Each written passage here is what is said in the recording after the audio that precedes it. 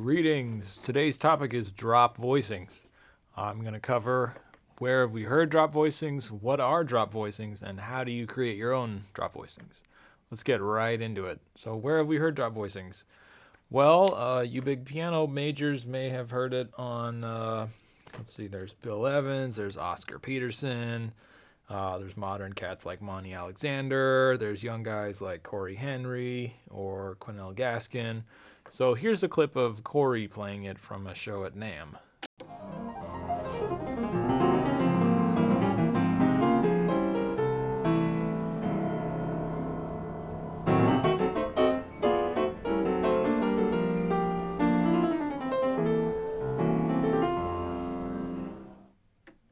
Okay, so now that we know what it sounds like, let's figure out what they are. So the classical definition would be drop voicings are defined as a 3+ note voicing where the nth note is dropped 1 octave from the closed position voicing. Now, what do I mean by the nth note? Well, you might have a drop 2, you might have a drop 2/4, a drop 3, etc., etc. So N describes which note from the top of our voicing in closed position is being dropped.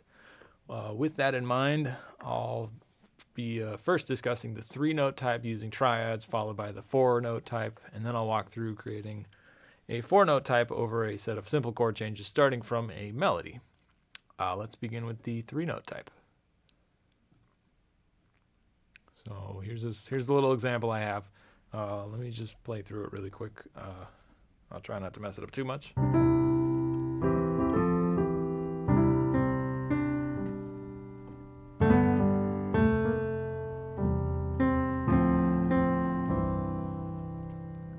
So let's look at these notes I just played and figure out what chords they are. I'll play it one more time.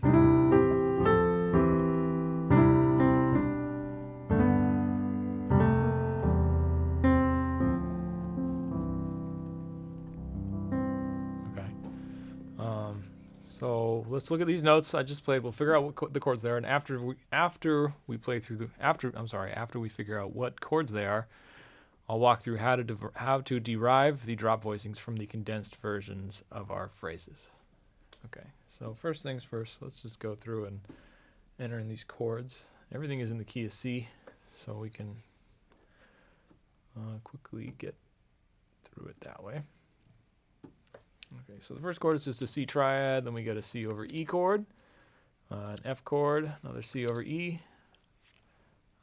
This is also a C chord. Here's a G chord, but it's over B in the bass. G chord, then an F. Another C over E. This is a 4-note D minor 7, and then a regular C triad. Okay. Now I have already gone ahead and collapsed it, so we can see them. I'll get both of these guys on the same. So they're both viewable, so you can see them both. Okay. So here I've got the collapsed version of this drop 2. So I'm gonna walk through the process of how I start from here and end up with this. So first things, let me just play this melody with the triads in the condensed version.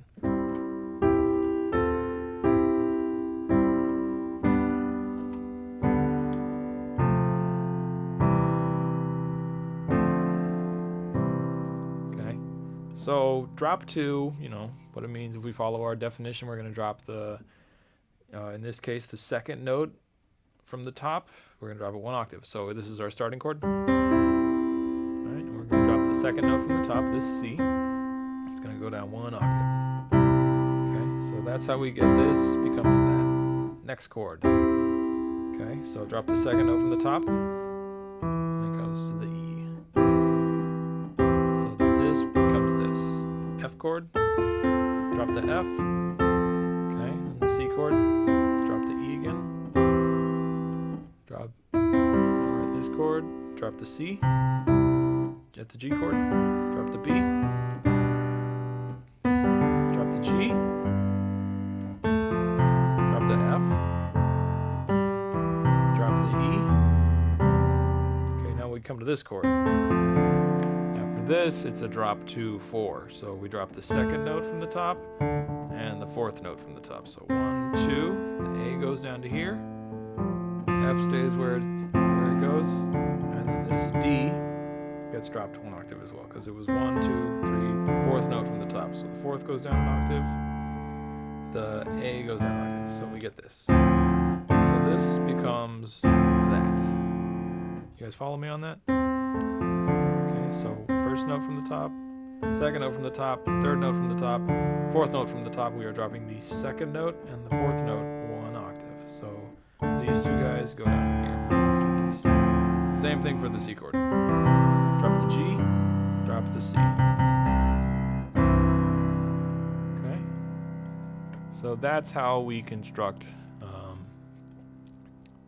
That's how we construct drop 2 voicings using 3-part harmony. Obviously, we can apply this.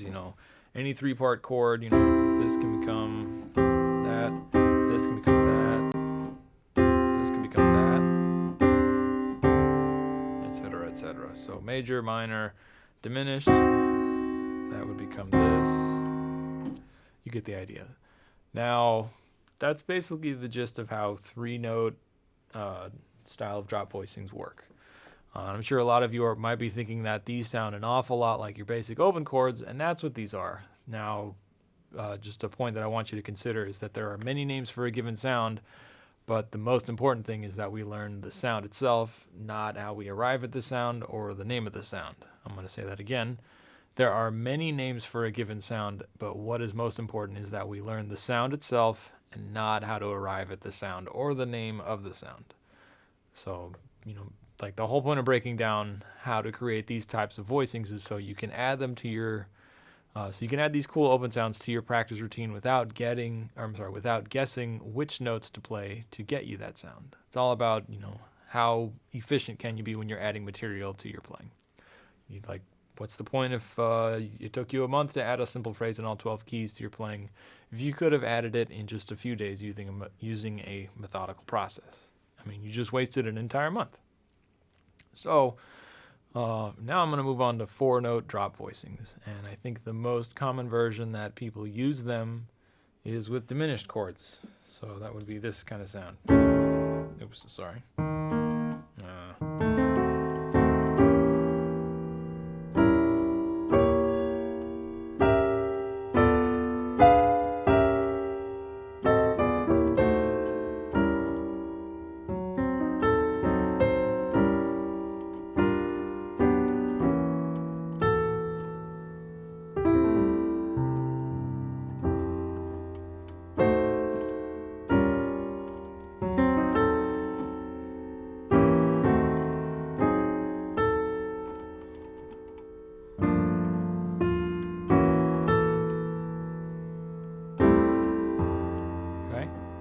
So that's like a basic idea of how you hear a lot of diminished chords get used.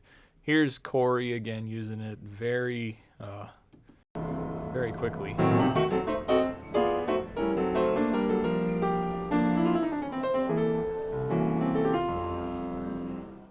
Okay.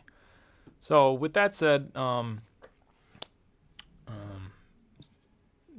things get pretty interesting when we start using when we use, it's 4-note voicings. 4-note drop 2 voicings are the ones that get really interesting, especially when we use them with instruments besides the piano and when we use them over interesting chord changes. So here's an example of that.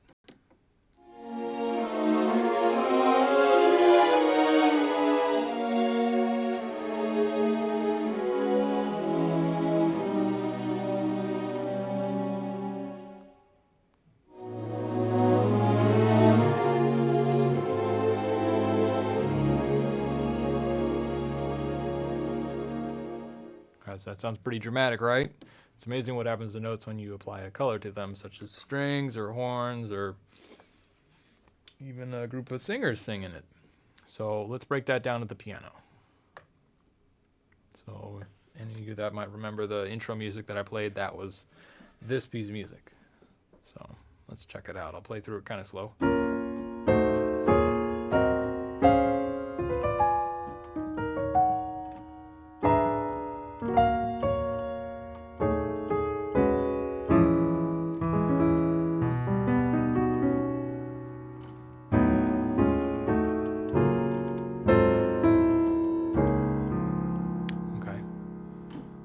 Let me play that one more time so it's in your ear again now that you can see it. Okay.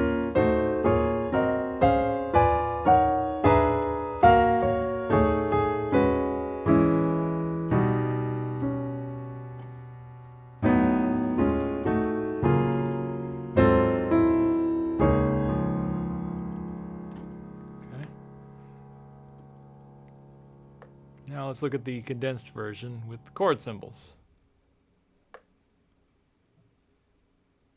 Okay, so I'll just walk through this really quickly.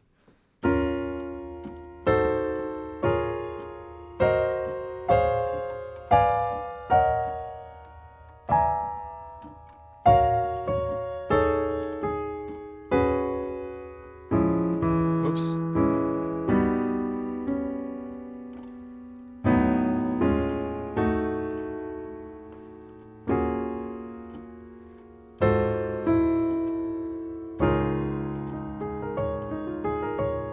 Okay.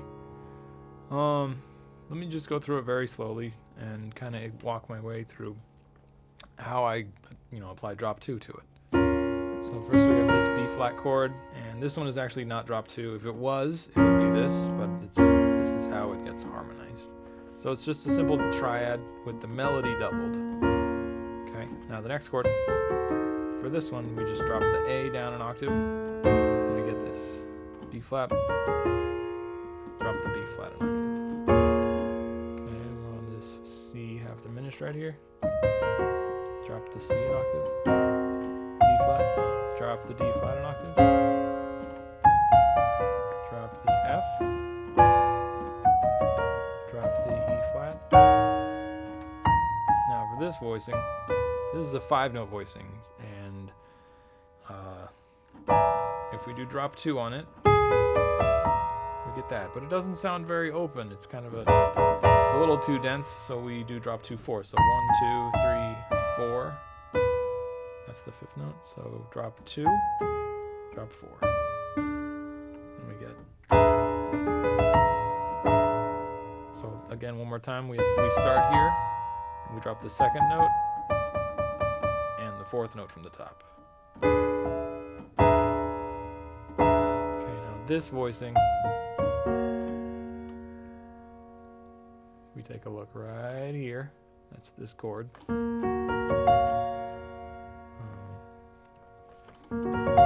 That's actually, it's a drop 3. So 1, 2, 3. We drop the 3rd note from the top. So I'm left with that. Okay, now this one. Just drop the 2nd note from the top. Same for this chord. And this is just a simple triad melody doubled. This next one is a G major 7 sharp 5 with we apply drop 3 to it. So the B, 1, 2, 3, 3rd note from the top, B gets dropped an octave. Now the last phrase of this, it's very just left hand plays the bass notes, right hand just plays the triads. Okay, now for this chord, I'm really thinking this sound. When I wrote it, I was thinking this kind of sound, but I didn't want anybody to play this bass note. So if we take this and apply drop 3 to it, we get a nice open sound with like a sort of a dense top. We get that sound of the thirds in the melody. And you'll notice like these 3 guys right here, the notes that are in black, not the ones in red, you'll notice they have a pretty nice voice leading happening. Even though we go from triad to minor 7th interval between the top and the bottom. This is an inversion of triads. So that's the main logic behind why I did that. Well, actually, that's a lie. The main logic is because I thought it sounded good. And that should really be your only criteria for anything you choose to play, is because you thought it sounded good. Unless you're practicing, in which case, you should already know what you're trying to get under your fingers. It shouldn't be related to whether or not you think it sounds good. It's just whether or not you can get it under your fingers, and then decide later if it's something you want to play. Okay, next chord would be the A flat 13 flat 9. So for this one, I did melody doubled, and then a drop 3.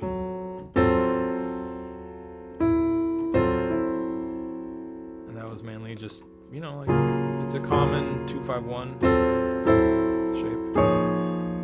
Last chord. This would be a drop 2, drop 4. So B flat goes down an octave, F goes down an octave. Okay, so I just want to compare these two. Here's the closed version.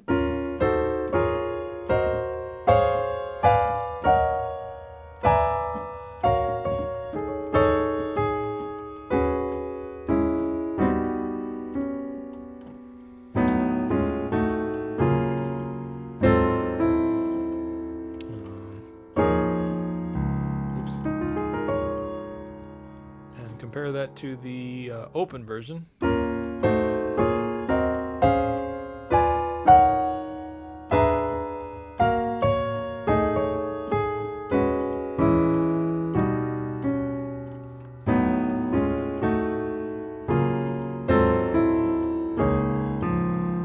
And then finally compare that to the orchestrated version.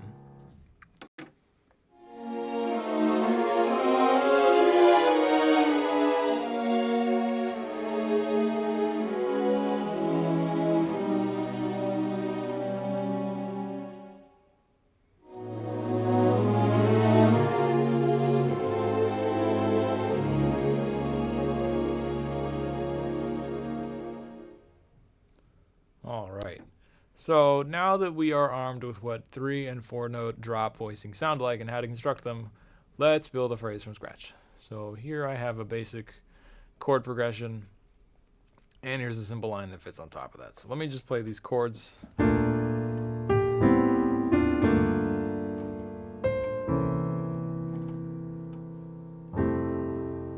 let's play those one more time.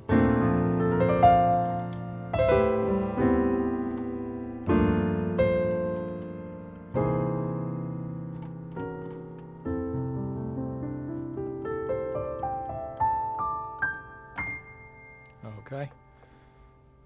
So here's the simple line. I'll play it. Left hand's just going to hold down the roots. I'm not going to play this in time. It'll just be kind of free. I'm sorry. Let me do that again with chords.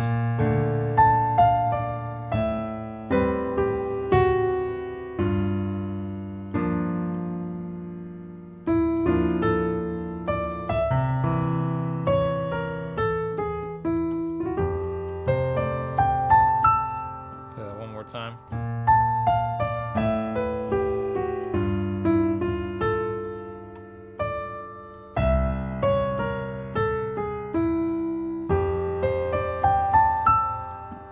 Okay.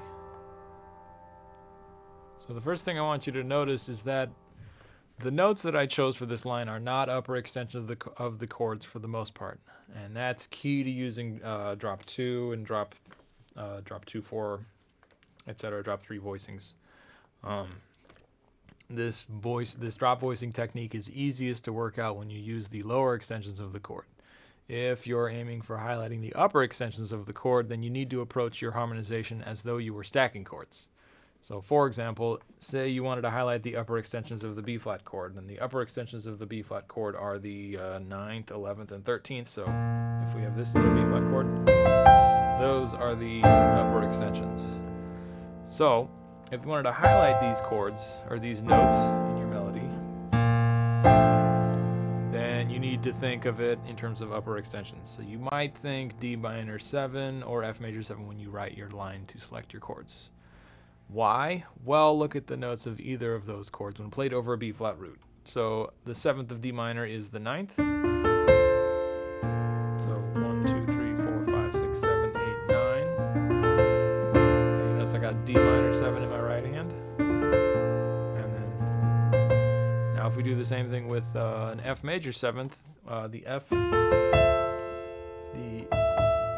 7th of F, the E natural, is the raised 11th of B flat. 1, 3, 5, 7, 9, 11.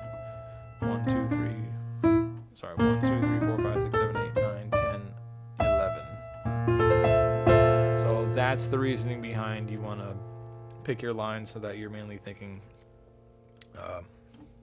lower extensions of the chords. And if you look at every melody note that I played, 7, 5, 3 in B flat for the A minor, 5, 9, 2, little half step motion, F on the 7th, that's just a little half step lower, half step back up. So there's the 7th of G minor, there's the 9th of G minor, there's the 5th of G minor, and they're on our C 7th, playing the 3rd, flat 9, the 7th, the 6th, or the 13th. This would be 13th in this case because we're playing the 7th here. The raised 5th or the flatted 13th, however you want to call it. Then the 3rd, then we go to the F chord, the 9th, the 5th, the 6th, the 9th, the 3rd, and the major 7th. So, onward to a possible harmonization of that line using closed positions. Okay, so I'll play the left-hand root and just play each of these kind of blockish.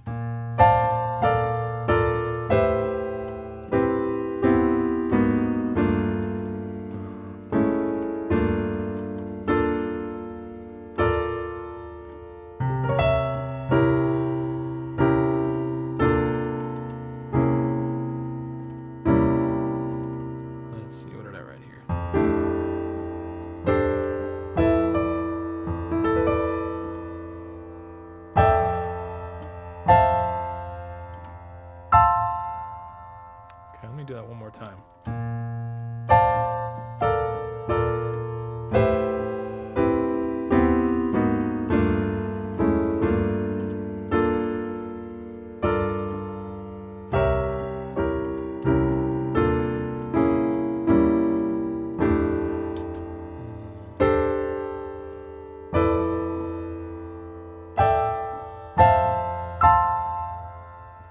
Okay, so let's drop to it. I'm gonna drop to a few of these manually using the method I've already demonstrated, but because I have this in a notation program, I'm also gonna cheat a little bit and just do it the easy way for the sake of reading it. So let's do the first one. So drop the first chord, the second note from the top. In this case, that's the F right there. So we get this. Okay, next chord. Drop the second note from the top, is the D. So we get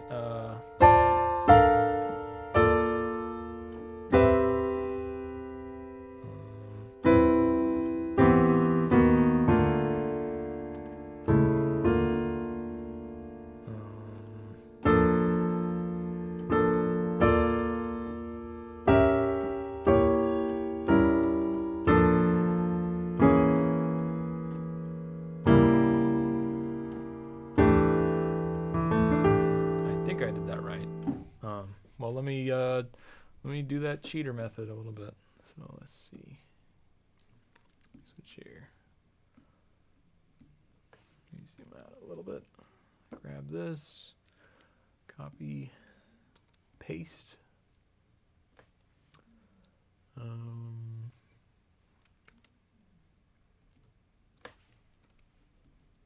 Let's see. Oops, yeah, explode into 4.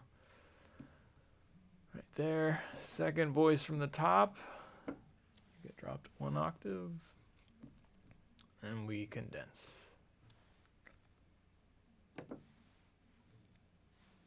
Awesome. Okay. Now we split it up. Do it from the top. Distribute. Okay. Let me make this treble clef for the sake of us reading it.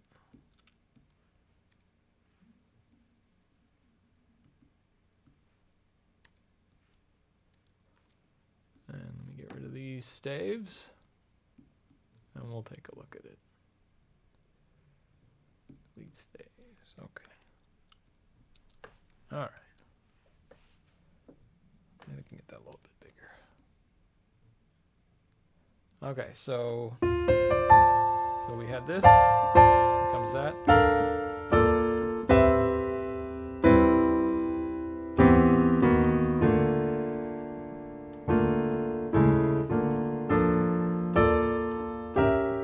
there's our diminished seventh chords.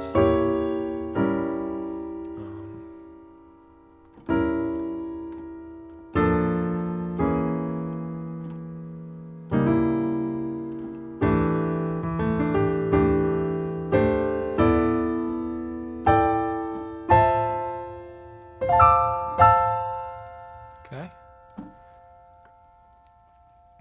So let me play the closed version for you, and then we'll play the open version.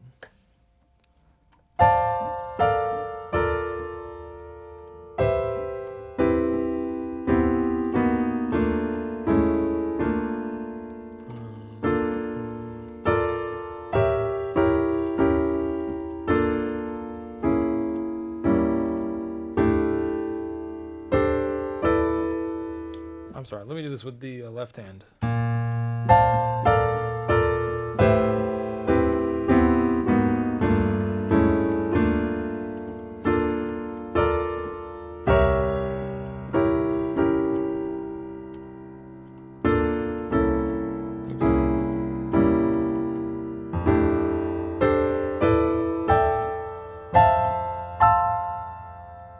Okay, and then we'll do it with the open version.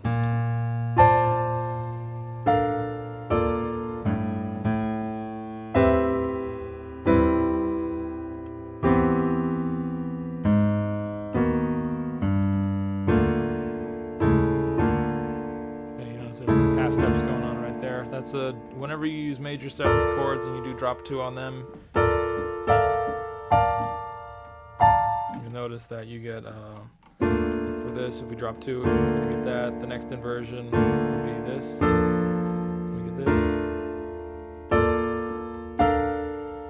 So whenever we've got our whenever you have the fifth of the chord on the top, you're gonna get this half step in the middle, which is a very cool sound.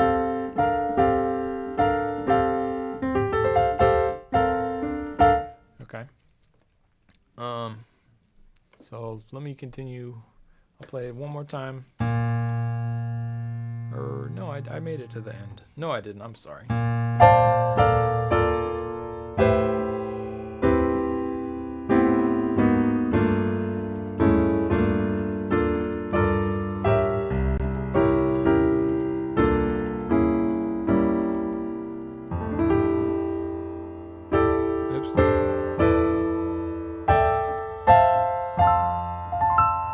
Okay, so then let's do the drop 2 version of that. Scroll down a little bit.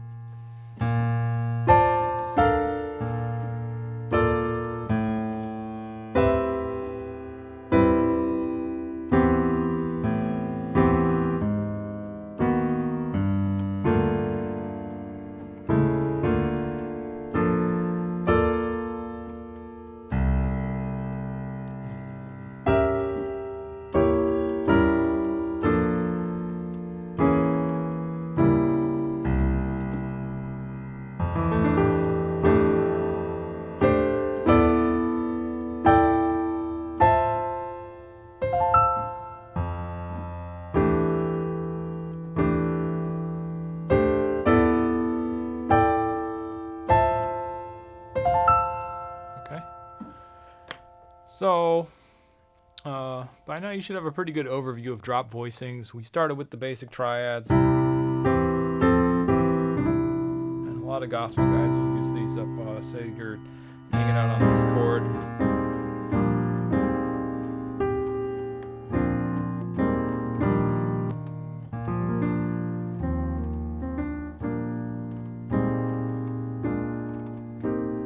Alright, they might do,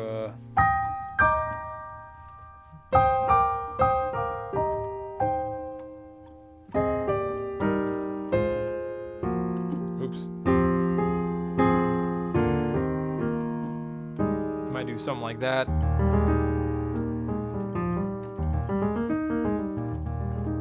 So that's a common usage of how you'll hear the 3-note drop 2 voicings, and then we after we covered those, we moved into the 4 and 5 notes. That's what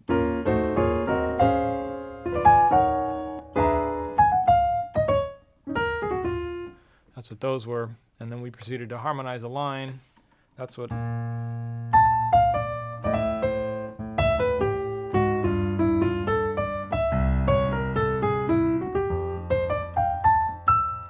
that's what that was, where we turned that into.